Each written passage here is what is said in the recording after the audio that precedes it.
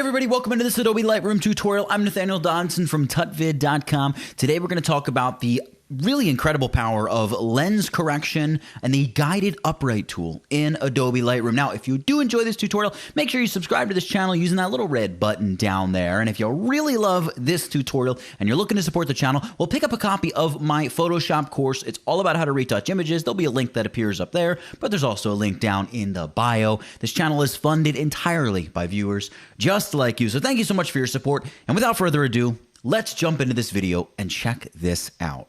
So here we are in Adobe Lightroom, and I have this photo shot at about somewhere between 17 and 20 millimeters with the Canon 17-40 f4 lens. I've just swung through Pittsburgh for a quick trip a little while ago, and I've had a couple of these architectural photos, and these photos in particular are really interesting to play around with the lens correction features here in Lightroom. Now, before I do any of the big lens correction stuff, I usually like to come over here, and by the way, we're in the Develop module, the Develop area of Lightroom. I want to come down here and open up the Lens Corrections tab. And for the most part, especially if I'm working with a RAW photo, I like to enable the profile corrections. This is basically just going to allow Lightroom to try to auto-detect what the make and model of the camera is, or make and model of the lens, excuse me, that's being used is, so it can kind of make the appropriate corrections for vignetting and the lens fisheye pin cushion distortion that it kind of knows it should. And you can also tweak the distortion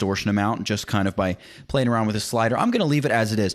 I just generally like to go and do that with virtually any RAW photo that I'm working with here in Lightroom because, you know, hey, why not? But the big change is going to happen down here under the Transform tab. Now, this is where things get interesting. We have a number of options: auto-guided, level, vertical, and full. And we'll get into messing around with the vertical and the full adjustments in a moment. But a level basically is going to try to just level your photo out based on the smart artificial intelligence here that that Lightroom possesses. That's not quite what I want, so I'm going to just Command or Control Z to undo that. We also have the option up here to do an automatic lens correction. You can see it really is, you know, tweaking and messing around with things. I don't really like that either. I'm most interested in this tool right here, the Guided Upright tool. And you can click right there to use it, or you can hit just the guided option here. Now, part of the cool thing about the guided upright tool is, well, number one, you get this nice little zoomed in automatic loop so you can see where you're clicking. And let's say I can tell this building looks like it is laying backward because I'm down here at street view shooting with a wide angle lens.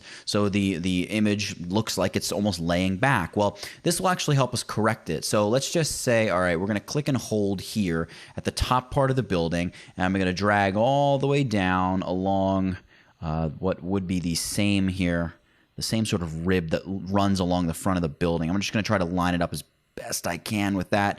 There we go. So that's nice and straight. And then I think I'll come here to the outer portion of the building over here, and I'll drag a line down along this part of the building.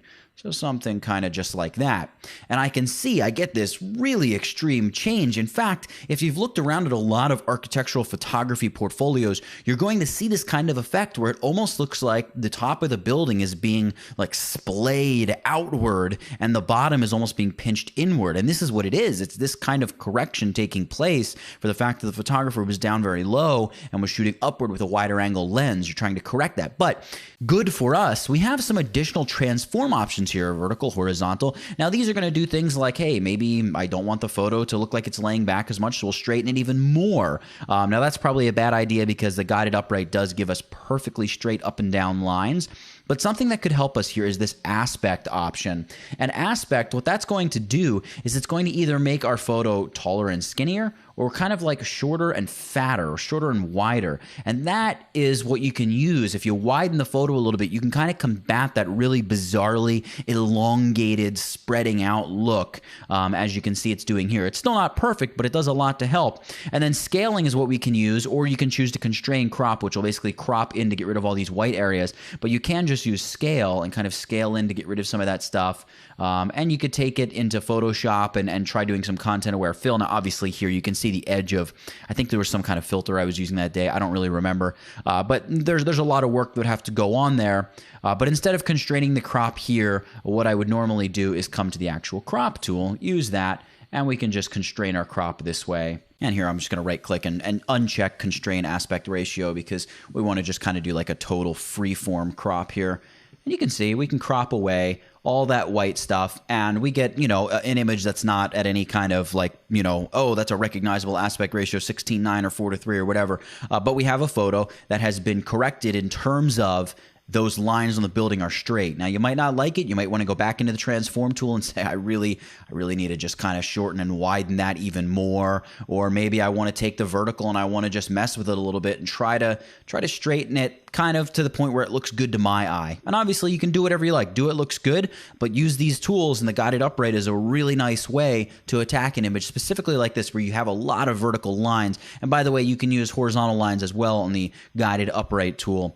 So you can do a lot with that tool in terms of specifying exactly how you want Lightroom to attack the lens correction, and in this case, full transformation of the photo. Now, let's jump over here to this other photo. Same kind of deal where the buildings look like they're laying backward because it was shot, standing on the street corner, same 17mm lens, all that jazz. So the buildings look like they're laying backward a little bit. All I want to do here is just show you. Here, we'll tick on enable profile correction. There we go. Looks good. And then we'll go to transform, and we're just going to try straightening this vertically. So this is going to level the image off and try to straighten the vertical lines. And when we do that, you're going to see it gives us a little bit of that same effect almost as the guided upright tool did, where the buildings now look like they're sort of splaying outward near the top. We can grab our crop tool, we can pull this back, and I can look, and sure enough, if you look over here, that like edge of the brick is going perfectly straight up and down along with my crop. So I know it made them straight up and down. It may not be exactly what the look that you're going for necessarily,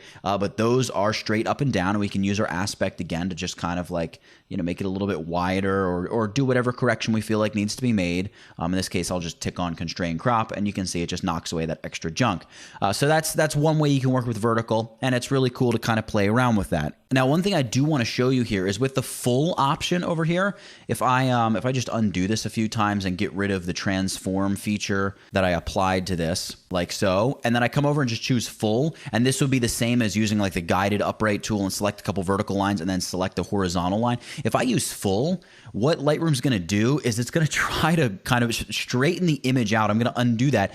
It's basically taking the face of the building here and trying to turn the whole camera as if I was standing on the street corner over near where like this car is. And what's really cool is you can see like there's that sign right there in the window. If I hit full, you can actually kind of read what that sign says, lease, and it's got the company's name and even the phone number it's preserved. So it's taking an incredible amount of detail and sort of reconstructing this. Now, obviously, if you absolutely wanted to keep this, you could go ahead and grab the crop tool, of course, right? Let's just shut off the constraint aspect ratio, and we would like pull this back a little bit.